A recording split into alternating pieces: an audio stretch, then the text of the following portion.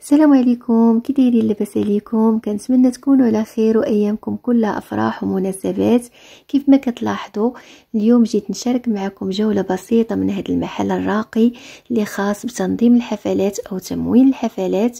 كيف ما كتعرفوا في هذا المجال خدا واحد التميز كبير فيما يخص التنظيم، خصوصا بالنسبه للاعراس. كيف ما كتلاحظوا هاد الاشياء اللي كتكون في العرس المغربي ديالنا، العرس المغربي اللي ما يمكنش اننا نختلفوا عليه تقريبا. كل شيء كيعجبو العرس المغربي والطريقه اللي هو كيتقدم بها، فكل مره كيكون جديد.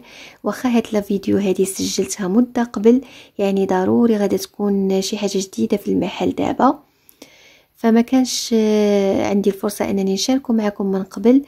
ولكن اليوم قررت انني نشاركو معكم وتشوفوا واخا غير لمحه بسيطه من هذا الشيء اللي كاين ديال الضيافر اللي هما كيبانوا بشكل راقي وغزال بزاف.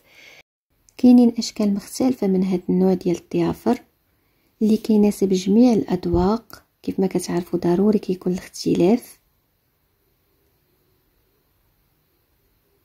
كنلاحظوا اشياء جميله كنقدموها في الاعراس ديالنا المغربيه او المناسبات اللي كتكون فيها احتفالات بحال هذا النوع. كيف ما كتلاحظوا هاد الاشكال اللي هي مختلفه وراقيه، رغم انه ديما كيكون الجديد ضروري في هذا المجال، ولكن ضروري كنحافظوا على هذيك اللمسه المغربيه التقليديه، غير كنقدموها بطريقه اللي هي عصريه وكتناسب جميع الاذواق. فنخليكم مع هذه الجولة على أمل اللقاء بكم في فيديو جديد إن شاء الله. نخليكم على خير مع أجمل المتمنيات.